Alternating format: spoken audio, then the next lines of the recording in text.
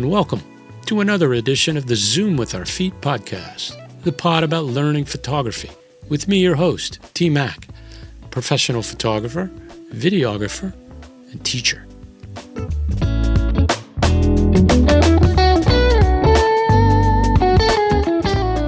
I've interviewed a bunch of photographers for this project. I've come to realize that many of them who shoot for clients at the highest levels are not everyday shooters. Many of them, like my next guest, have regular gigs.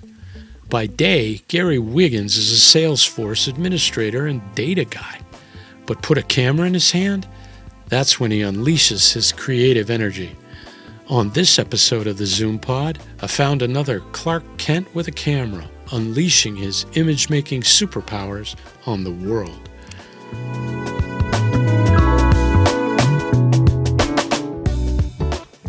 Our guest speaker is in the photo lab.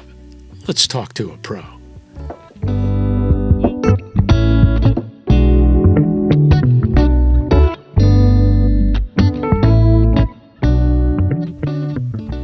Gary Wiggins, welcome to the Zoom with Our Feet podcast. How are you? Thanks, man. It's good to be here. Doing well, trying to stay warm like everyone else out here. Yes, we are. Glad I finally caught you. Yeah, no, it's good to finally get to sit down and have a conversation with you. Yeah, indeed.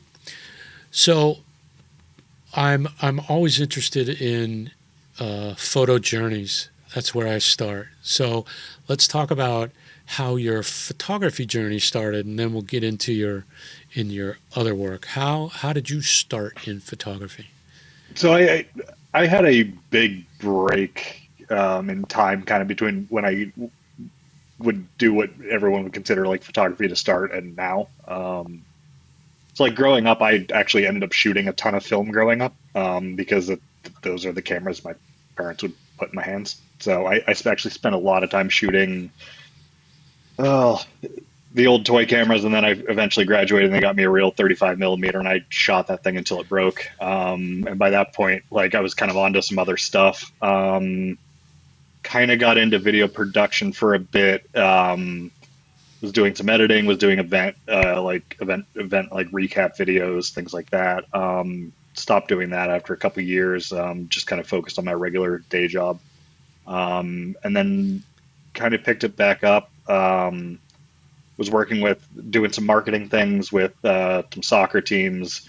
Got asked to shoot some things for social media and the website, and then I got asked to do it more and more. And in the last like 2 years, I've covered more games than I think I ever would have thought possible when I started just shooting with whatever gear I had left over from doing video work. So I'm pretty much 2 to 3 days a week out shooting one of any kind of one of the high school soccer or high school pro soccer, amateur soccer, college stuff. Kind of work for a bunch of different publications now. So back in the Jurassic photography period on film, what was the first camera? I don't even know. Like, so growing up, like, I don't know if you remember this. At one point, Fisher-Price made like one of the really durable, you give it to your kids and they can throw it around the room and it won't break kind of cameras that takes the cartridges are about yay wide. They're I don't remember what size film that is actually, but that was actually the first camera I ever had. But like the first real camera that like would have been a point and shoot. I want to say it ironically may have been Sony or Olympus. Don't quote me on that. But yeah, it's so long ago. And because we're all really self-taught, in those early days, what were you shooting? Whatever was around. So I carried that thing around like, growing up, like riding bikes with friends and stuff. I just carried that thing around attached to like the point and shoot was just attached to my wrist all the time. At least until I finally banged it against something and broke it. Cause kids. Uh, but yeah, no, I just kind of carry that thing around strapped to my wrist, and then yeah, just the different places we lived or like wherever we were riding our bikes that day, like bike trails on the roads, saw something that looked cool and just take pictures. And at the time you're not really thinking framing or exposure or anything. You're just kind of, oh, that looks neat. And then yeah, I have this many shots left, so I can take a picture. So I wouldn't say it was exactly well thought out, but yeah, that was kind of where I started. Process. It was learning a process. Yeah, learning some of the like what you're looking for, and just kind of how to react to what you're seeing rather than I don't know. I've never been one for spending a lot of time like composing and moving people around, and I'm more capture what I see kind of photography, for the most part. So I think that was probably actually the beginning of that. Were you starting to become more aware of photography? Did you start to look at photographs? Were you influenced by anybody? That's sort of the So B part of the question. yeah, so it the closest thing to like actual photography I was really exposed to, and it's funny because these are still cameras I have now and still shoot with. My grandfather had a Pentax K1000 that took like all of the photos of my dad and his siblings growing up. Ironically enough, I just sent that thing out for like a $200 service and polish and replace all the light seals last year. Um, but that was like the closest thing to actual photography we had. So a lot of what I was seeing was vacation photos and like pictures of places I'd never been. And so I wouldn't say my family was especially like kept like art around at all, but it was pictures of like people at events at different kind of vacations. So more like capturing memories, than like what we'd call like photography is like the big kind of term today. How did you what I call the triangle? How did you teach yourself the basics? Walk me through. So you've got the tool, Yeah. you've got the interest. How did you teach yourself the triangle? So I laugh about this. I feel like when you're doing video, you learn part of that really well. But like right, shutter speed is a whole different conversation when you're doing video, for a variety of reasons. So It's set. I learned part of that while doing video, but the shutter speed part of that was different, right? Something I had to reteach myself, when I started trying to figure out like sports. And I when I was doing sports, it wasn't anything fancy or over the top. Like I had the camera I bought when I got back from deployment. And so it was Nikon, and I had no idea what I was buying. So slightly better than a kit lens, but not much, like f3.5. So really, I mean, not images I'm in any way like proud of, but like that camera's like I used until my main much better lens on that died last year. I was still using that kind of in places. Um, and so like getting a like a proper DSLR, and starting to like go, okay, this is what I want. And for me, it's always a lot of Googling and YouTube, to reteach myself anything. It's how I taught myself a lot of stuff in video production, and photography didn't really end up being much different for me. So watching videos and kind of messing around and graduating from, the sport mode, the shutter priority, to finally shooting everything full manual and starting to lock in my settings.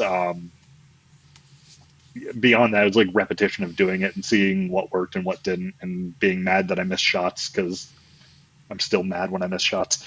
Um, yeah, that's kind of that was how I went through it. And some days feel like I'm still learning it. Oh, yeah, never stops. I I always, there's this fear about manual, and I'm always telling people, don't be afraid. But know this, don't let the camera decide. Yeah, You decide. That's the beauty of manual. It is. And you saying, I want to freeze. Okay. Then let me work that shutter speed until, and how is it affecting the others, and so on.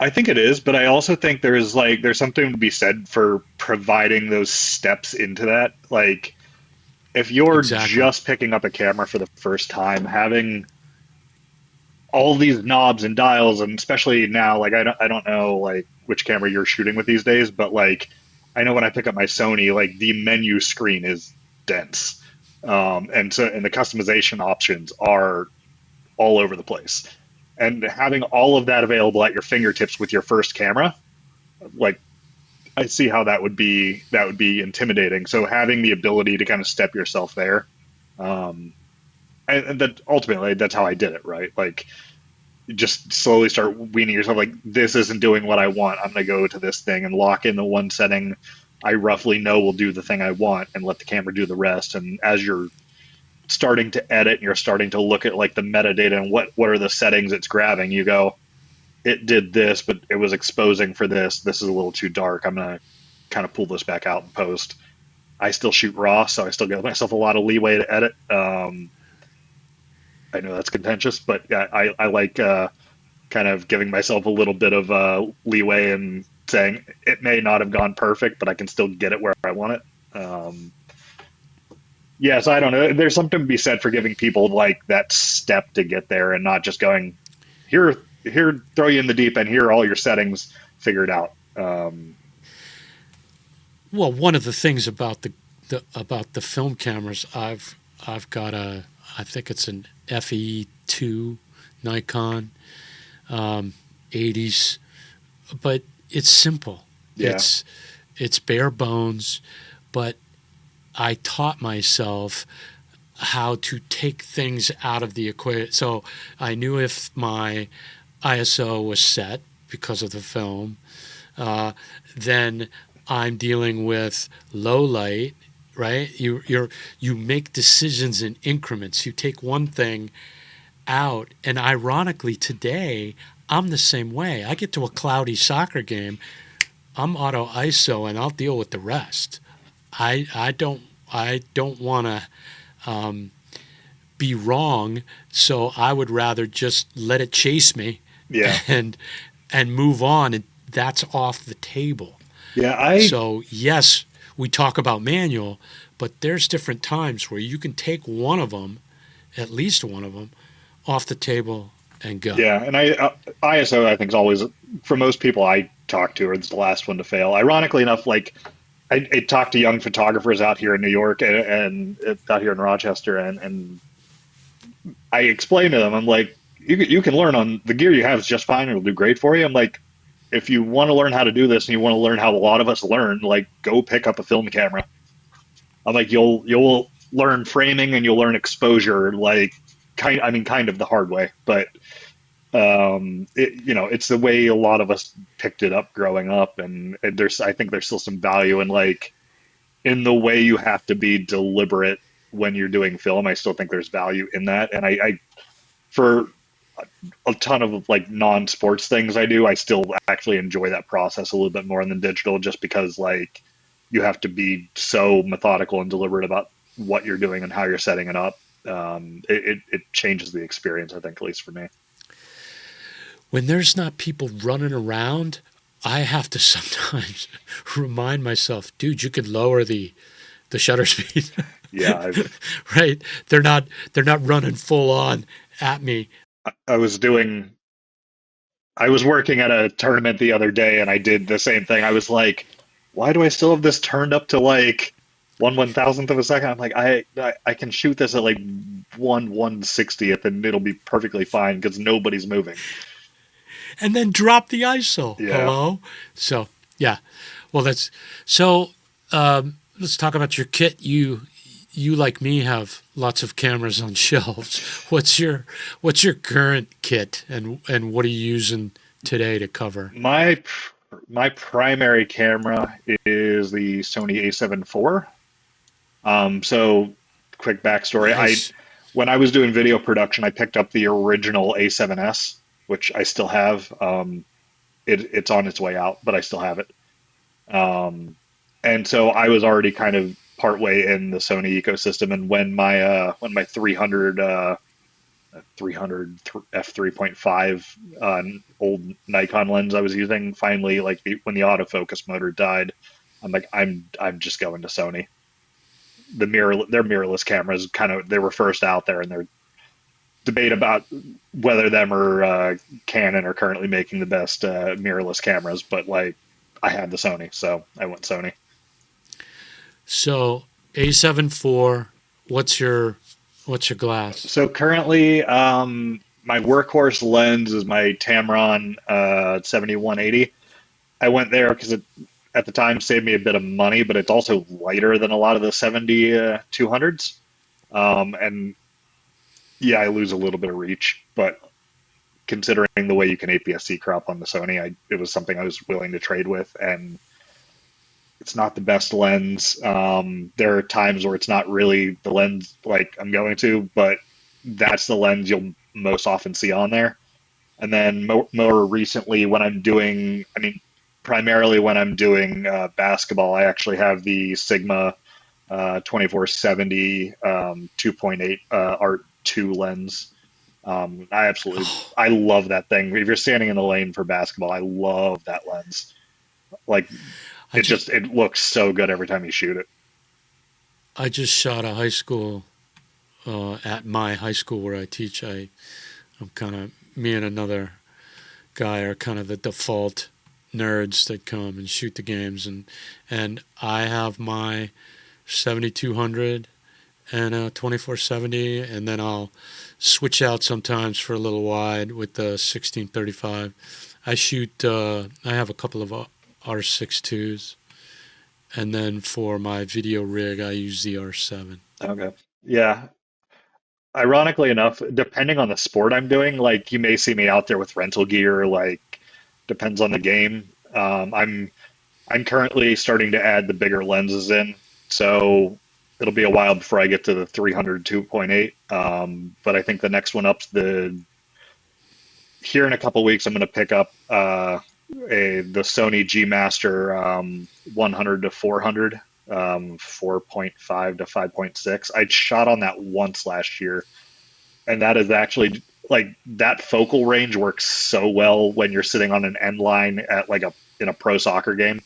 So when I was down at the New York Red Bull game uh, end of the season last year, they just redid the lighting in the stadium. Fantastic. I brought that lens. I loved everything I shot with that lens, and it comes with the added bonus that it's not as much as the 300 2.8. So there's that. I may pick up the 200 600 to use as a rugby lens later because I shoot rugby as well, and find myself wanting a little bit of extra reach for that. So might later this year pick up one of the G series lenses as well. I have a shelf full of EF lenses. I never moved to the RF lens. I love I bought the original R6. I had a 30D, and which was pre-video. Did a lot of shooting with that and started the EF lens collection. So for me, it's I love the Sonys for video. Like I love the little FX3. Oh, Well, the and ergonomics with the little handle. I was doing event videography when I first got the A7S, and at the time there was nothing like that camera. Like the low light capabilities of that camera back in like 2014, 2015 when it came out, there was nothing on the market that could touch it.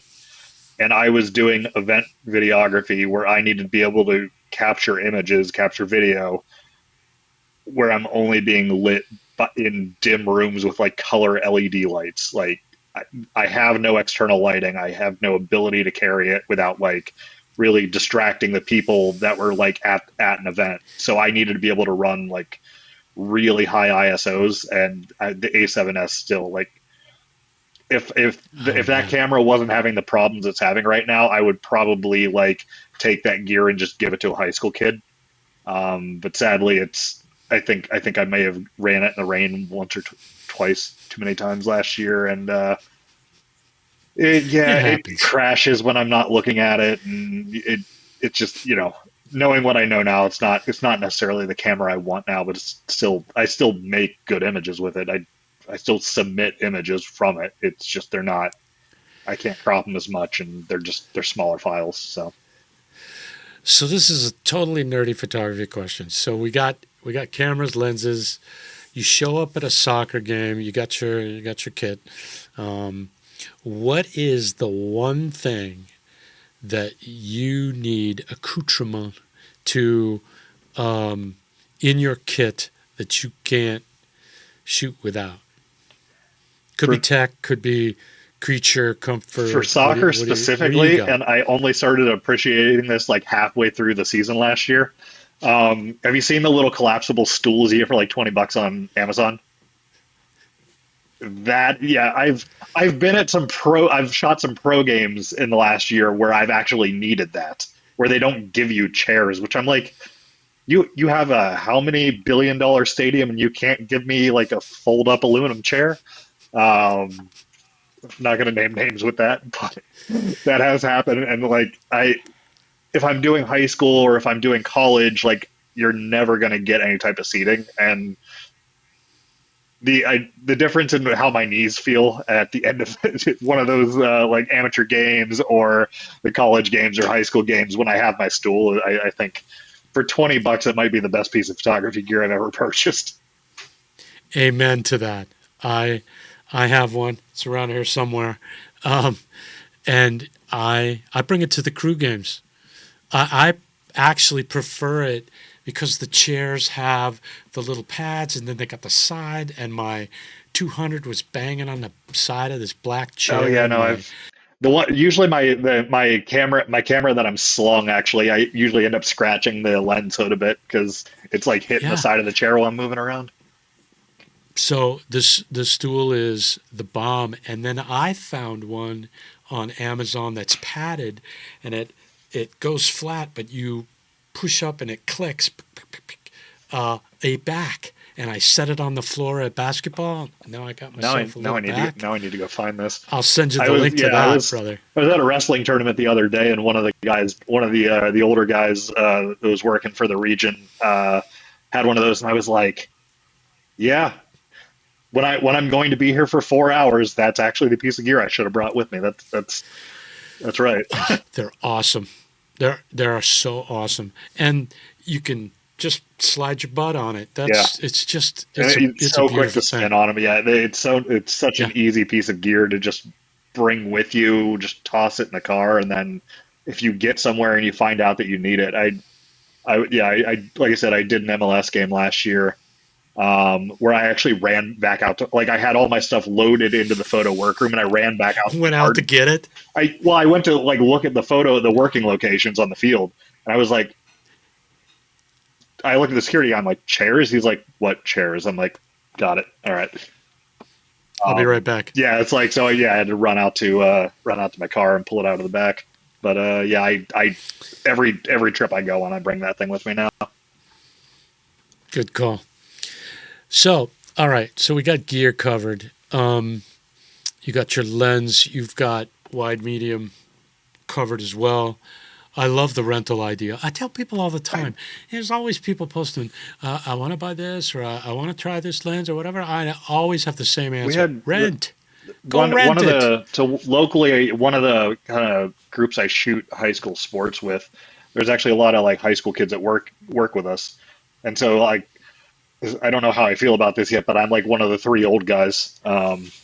So that's a weird statement, but here we are. But we're a bunch of the kids are talking about, oh, I want this, and like at the same time, like the three of us that have done this for a while are like, rent it before you spend any, like rent it before you buy it. Like I don't care if it's a lens, I don't care if it's a body you're looking at. I do not purchase gear before I've rented it and used it in like a live situation a couple times, and then of course I've got a I can give you a referral code and I get a little bit whatever back on that. But like, you don't, like, I cannot say this enough to people. Like, it's so easy and straightforward to rent gear from companies now, and they have almost everything you could ever want to put your hands on before you make what for many people is a massive investment. Um, Yeah. so yeah, it's the same Yeah. Yeah. Yeah. conversation I've had with a lot of kind of younger, kind of up and coming photographers around here. It's like, try it before you buy it, because once you have it, it's really hard to get it back, and you're not going to get your full value of your gear back after you buy it. Talk about a typical assignment. Is it a freelance gig, work for a team, little of both? What is your work spectrum these days? Yeah, so I'm kind of all over the place. I freelance, so there are a couple kind of local adult amateur soccer teams where I'm freelancing, but I essentially function as the team photographer, including occasionally needing to run media days now, which is not a skill I ever thought I would need, as primarily a game day photographer. And then there are a couple publications I shoot for. So when I do MLS, Canadian Premier League, um, everyone's probably noticing this is heavily soccer based at this point.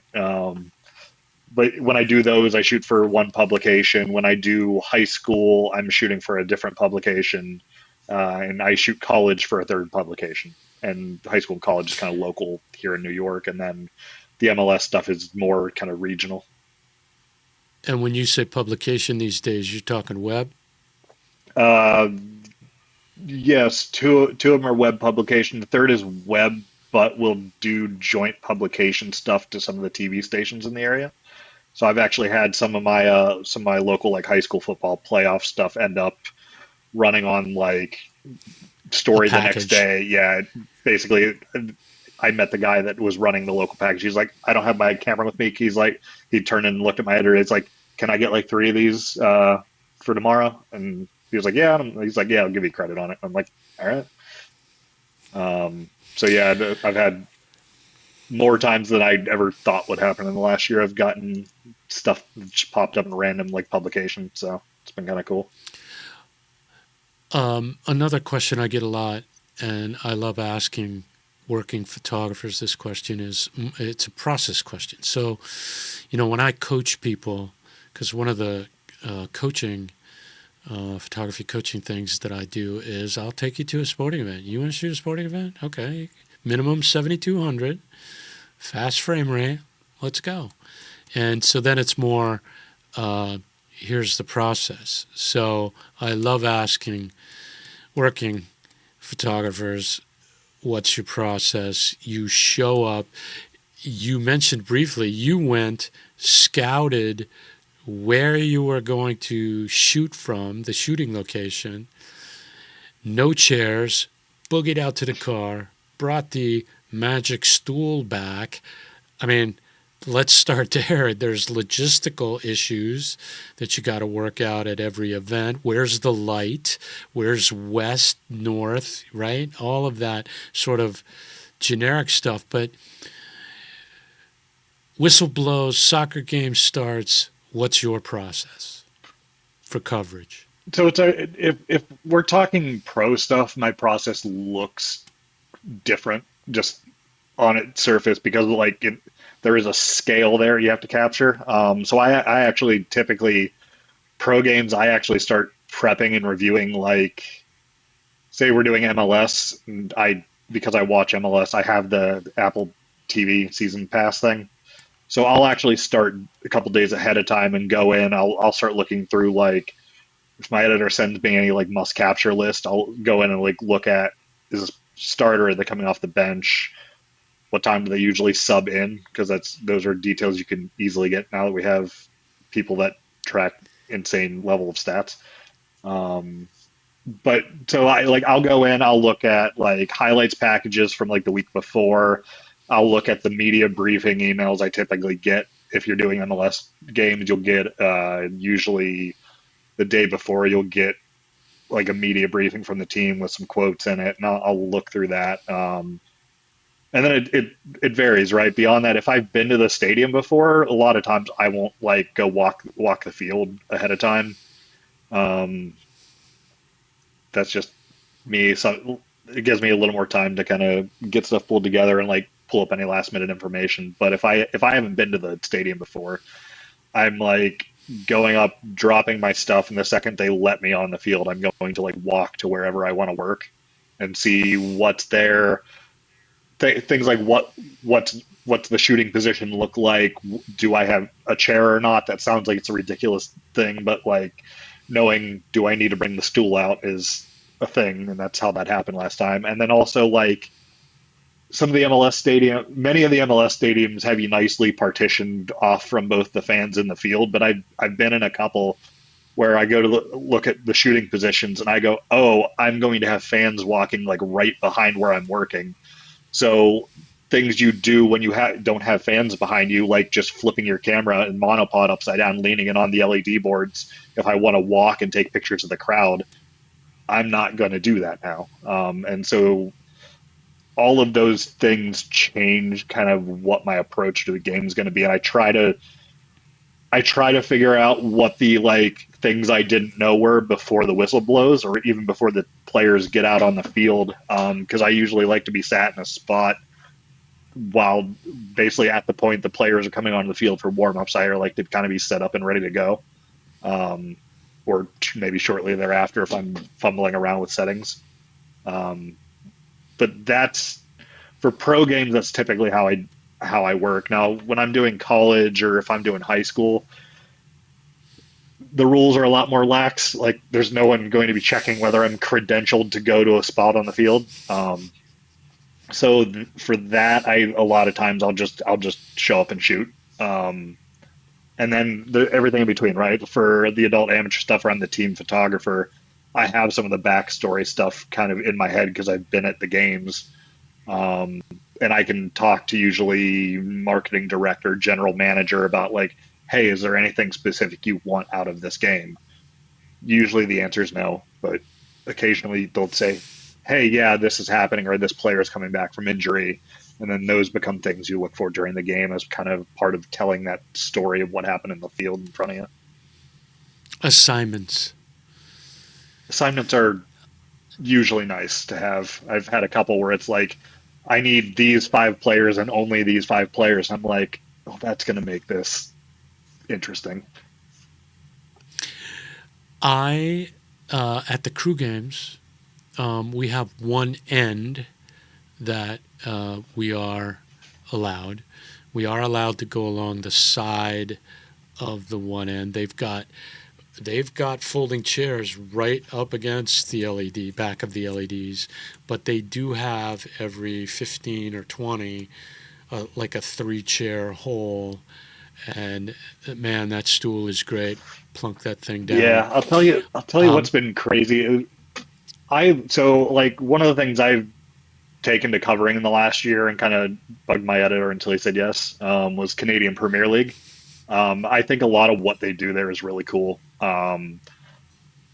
But one of the things that's interesting is some of the photo positions you get in those stadiums are super interesting, is the only word I have, based on like where you are allowed to be and not.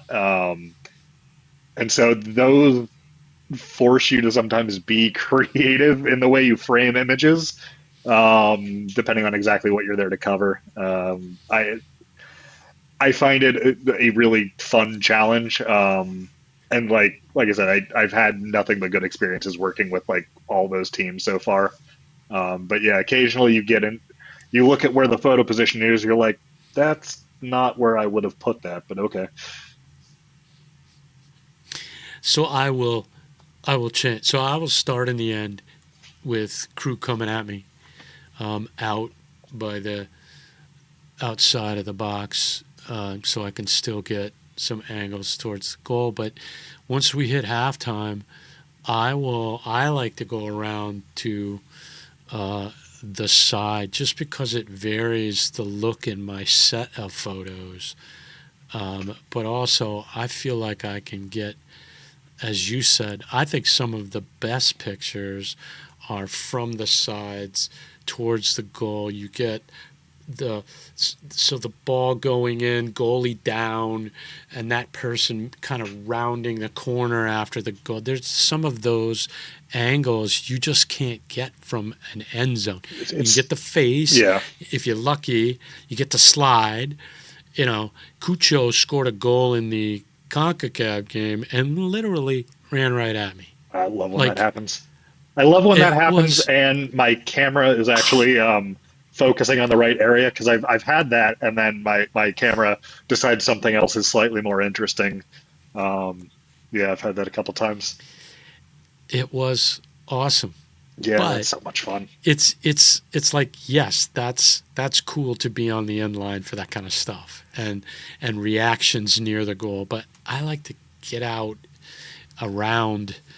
I don't know how you feel, but I try to vary this. I think about the set of pictures and what I'm limited to. Yes, you can get the far end. I have a 300, but you know, it's still pushing it way down there. And sometimes you can get some stuff, but I like to kind of vary my positioning. Some venues lend themselves to that. Others, I was about to say that, and I was like, I've been in venues where I can do that, and like when I'm doing like adult amateur stuff, the way I approach games, well, when I have like free reign of the field, I approach my shoot. If I'm trying to just shoot for coverage, I shoot completely differently than like a pro game where I'm like, these are the positions I'm allowed to work from. And if I try to go anywhere else, I will have a security guy telling me otherwise. It's two different headspace, and I've joked with some of my friends here that I actually think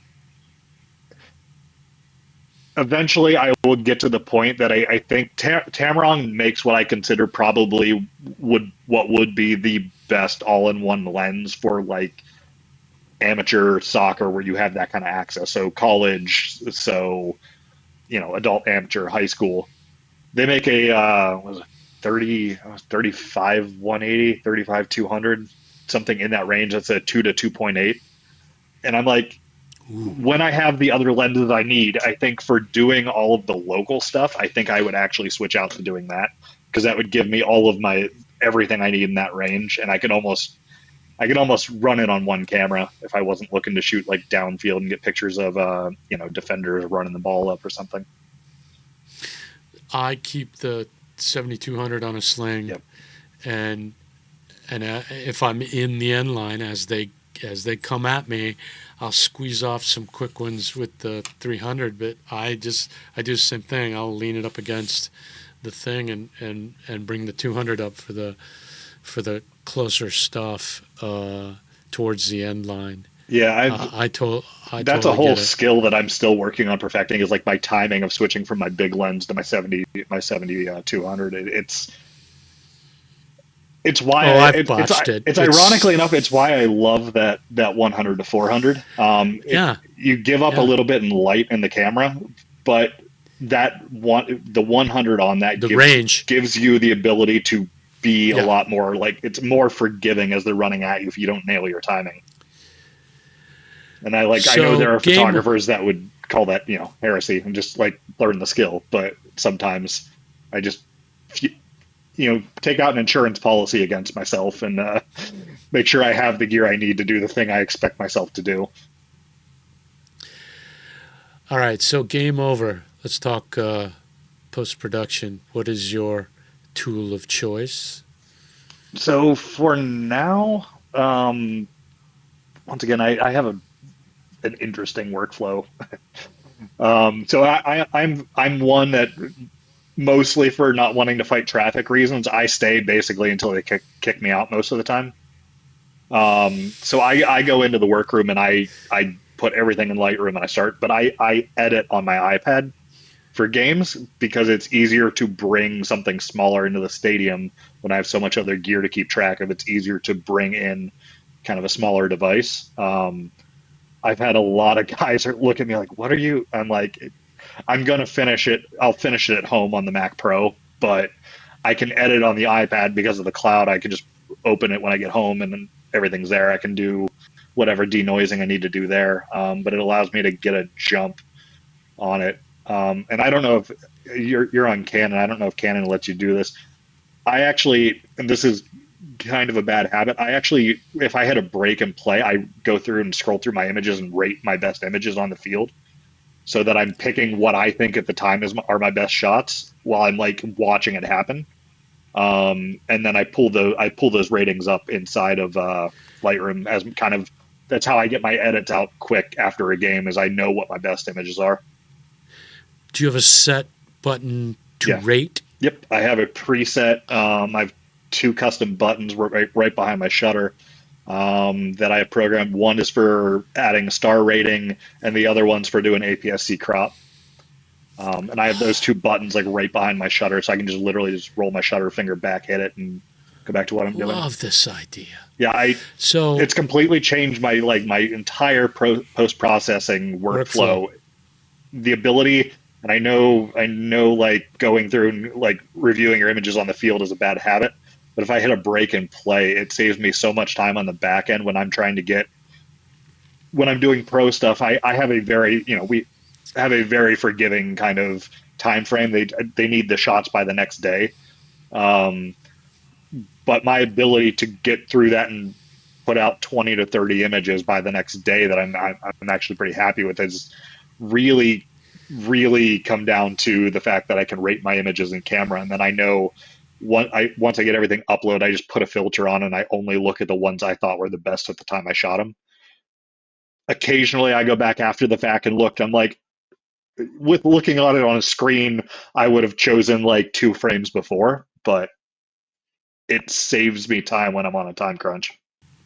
well, it's so interesting you say that, because I met someone at a venue one time. It was like halftime of a soccer game, and I see him sitting on his little collapsible stool, but he's got his phone, and as I got closer, he's got a dongle hanging out of it, and well, at the time it was Lightning to SD. Mm-hmm. So he pulled the card in the adapter in his phone. He's got full Lightroom capabilities, and he's just essentially doing the same thing. He's picking out the dozen, and then doing a quick horizon check, Yeah. and a filter, and maybe a something preset, and boom, boom, boom, boom, boom, and he's emailing clients at halftime. So I don't email them out. I do something similar. I have one client that always wants halftime and full-time images for their social media graphics.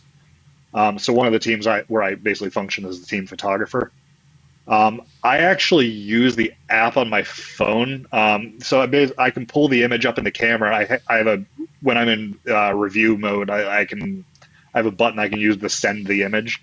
And so I pull the app on my phone, I tell it to send the image to my phone, and I instantly pull it into Lightroom.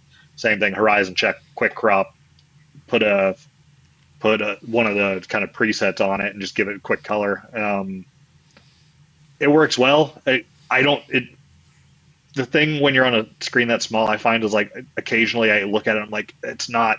I find out after that it's not like tack sharp, because this team is an indoor soccer team, so I'm dealing with poor light when I'm shooting anyways. So occasionally I don't know that I get the image I would have necessarily chosen on a computer. But when I need to get it out of my camera, out of my phone, and onto the social media manager so they can do their halftime graphic package, it works. It's a pretty good workflow. So the iPad screen is kind of a good intermediate between the phone and your big monitor. But I love the idea of sort of culling the cull. Yeah. And coming up with that sort of, you said it well, saving time at the back end. Yeah. It's a great strategy. It is like, there are a bunch of cameras that don't do this. I've talked to a couple of guys that shoot Sony that also just don't use this feature at all. And I think it comes down to the way your kind of post-processing workflows. Like, those guys are typically running photo mechanic workflows where their job is actually embedding metadata, not necessarily editing the photo. I still have to do both. So for me, it's worked really well when I have quick timelines to turn around. Because otherwise, for most of these teams, I'll be like, give me a day or two, and I get you 40, 50 images in like a day or two. It's easy to turn around, and I'm used to doing the volume at this point. But when you need something quicker, it works really well. Amen. So, specifically in sports, let's talk composition for a second. How aware are you of composition? And where does that fall in your process while shooting? So I think of composition based on the types of shots I get from certain positions on the field. So like as I think about it in my head, it's a visual kind of, I know I will get these things from this spot. And soccer is one of a couple sports I can do this in because I've done enough of it. Um, so I don't know that as I'm taking images, I'm as aware of the composition. I'm usually trying to get the entire player in the frame, make sure it's at focus, make sure I've got my focus point on the right spot on the image, depending on like if they're coming down the kind of the sideline and I'm trying to give them some room when the ball plays in, I'll shift my focus point over a couple spots. Um, that's how I approach it, and once again I don't know that this is an approach I'm going to stick to. But it's funny, right? So I working with Gary, I've started doing some higher level stuff in the last year than that comes at you a lot faster than anything I'd shot before. So some of that is just like needing to be able to react to the speed of the game in front of you. And I do think about it a bit differently when I'm doing amateur stuff because you have time to think as the play is developing. Where when we've been out and I covered one of the European friendlies last summer in the United States, that comes at you so quick that it doesn't, at least for me at the time, didn't feel like I had a lot of time to think about anything but get it in frame, get it in focus, and I can worry about it and crop it later. But in frame and focus is kind of what my brain's doing as things are flying at me.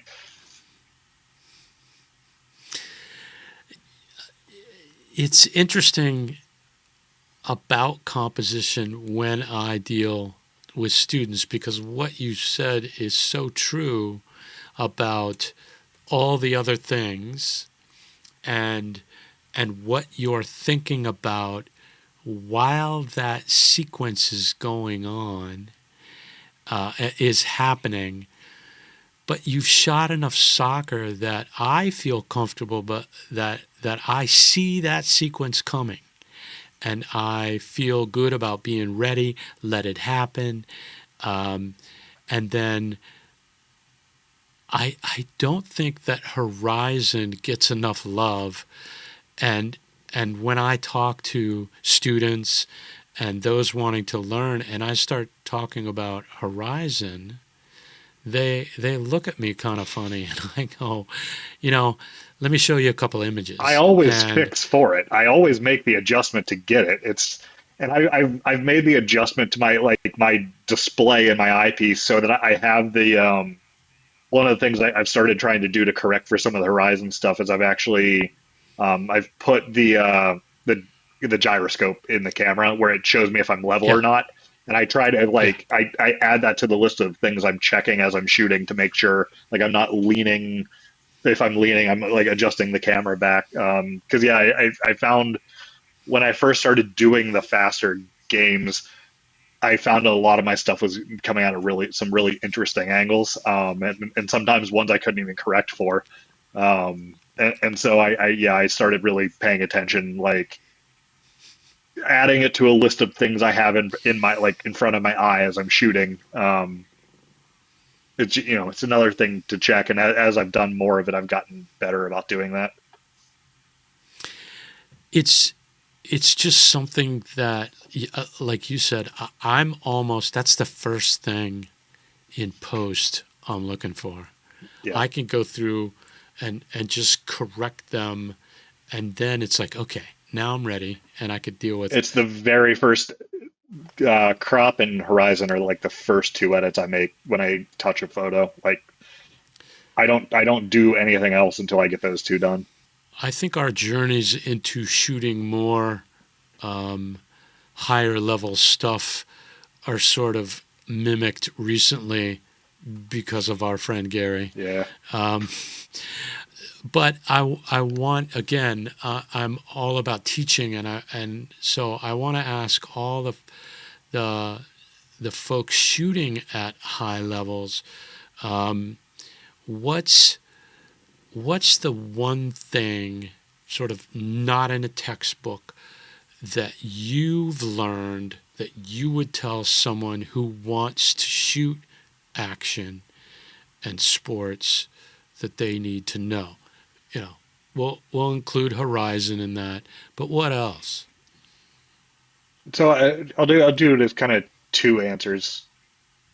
The first one is like it's all about a story and emotion. And so I've had a lot of like younger photographers I worked with. It's like I I learned from another one of our mutual friends very early on while I was doing starting to do photos. Like if there's no eyes and no ball, you don't have a shot. Like it's no eyes, no ball, no shot. And there are times when there's exceptions to that rule, but generally the rule is eyes. And if you're playing a ball sport or if you're doing hockey, it's the puck or eyes and you need a ball in the shot to give you context for what's happening in an image. And so I'm always very deliberate. I'm constantly like looking, and it's one of the reasons I actually love the Sony camera, despite some of the other issues with it. The eye detect autofocus on that, like the first time I shot with that, just blew me away. Like I rented it for a series of games I was doing, and just absolutely blew me away how much better coming off cameras that did like the old contrast autofocus, how much better that eye detect is, and how many more shots out of a set I'll get because of it. And then the other one is Oh, like, God, no, go ahead. I was saying the other thing, don't always watch the field. Like it sounds counterintuitive, but like at any level, but especially the higher levels, like some of my favorite shots I've grabbed in the last 12 months have been like fan reaction shots to something. Whether it was because there was a penalty and I was on the wrong end of the field, and so the only thing I could do was turn around, or taking pictures of like kids with their parents in pregame. If you do that, make sure you get the name of their parents so you can send them the photo. Have it, I learned the hard way. Pro tip. Yeah, pro tip.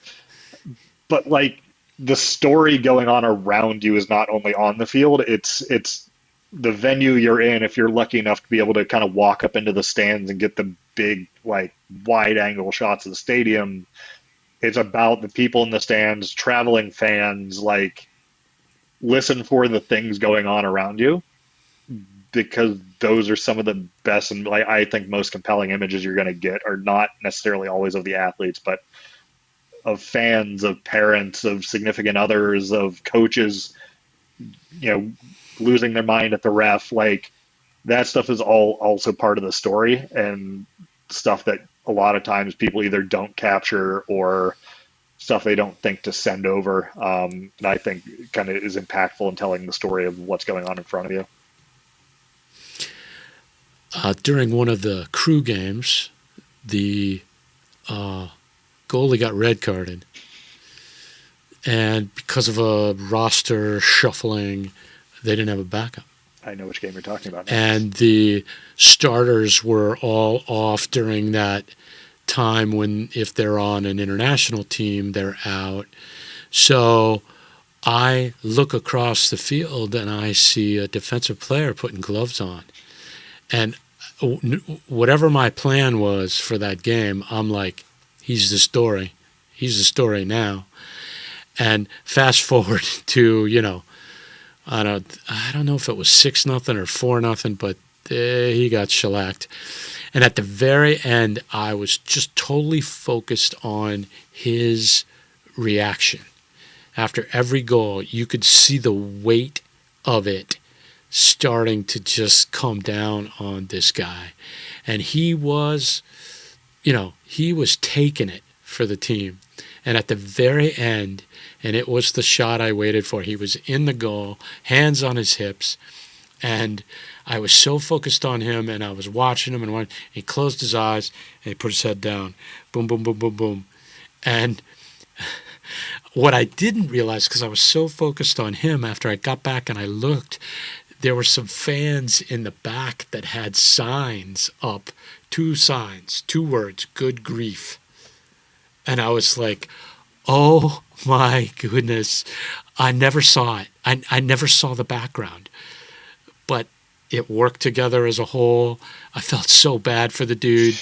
But it's like I stalked him for the last 6 minutes of the game for that moment. And sometimes we just do that. That's the story. That was the story of the game. It didn't matter to me what the score was. Well, maybe you'll find this too. I guess a good time to turn a question on you. I find that in the last 10 to 15 minutes of the game, if I've gotten the shots I'm looking for, that is when I typically will try things. I'll set the big lens down and just kind of handhold and walk if I'm in a place where I can do that, and I'll look for shots I wouldn't have gotten any other way. So it's I don't know if this is a thing you do as well. I know guys that stay glued to their chair for the entire game. I kind of like, once I know that I've gotten whatever I'm going to need for whatever my editor needs, I kind of like moving around and like looking for things. Sometimes it works, sometimes it Yes. doesn't, which is why I leave it towards the end. But yeah, I think there's always that bit where you got to leave the ability to like stumble upon something you wouldn't have found any other way. Exactly. And in the TV business, the color shots is what they call those. And so I agree. I'm always looking for color, emotion, faces, eyes. I'm a sucker for kids and soccer, and the cruise crowds are just crazy. But I always love the families and the little kids and seeing this spectacle. It's a spectacle for them. It's just whoa, and to try to capture that sort of, he's hooked, she's hooked. It's some of my favorite stuff that I cover in a given year. And like I always go back at the end of the year, like what are some of my favorite things, and it always ends up being like player interactions. Kids just like wide-eyed in the stands, or kids where like they were sitting in a supporter section and they walked by the drums and the guys let them like play on the drums during half. It's that kind of stuff, and it's like, I think specifically in soccer, it's different in a lot of other sports, but specifically in soccer, and specifically when you're doing it at the like pro level, like that, I think that's actually the story. Like the stuff on the field's great, everyone's an amazing athlete, whatever, but like it's the memories that are being created watching it, and that is where I tend to like fall on like stuff I actually love shooting when I'm doing it. It's not my point of focus for most of the game, but like when I get those, I'm thrilled.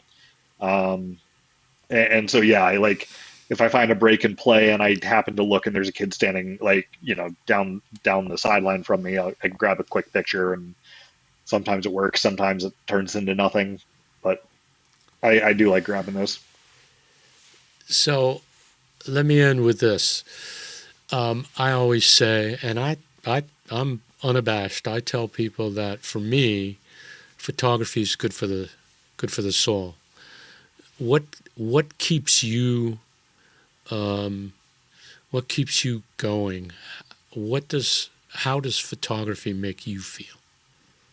So photography is what I do as a creative outlet from my day-to-day life, right? So my day job, I'm a Salesforce administrator. So for people that don't know what that is, I build and administer a database for a company.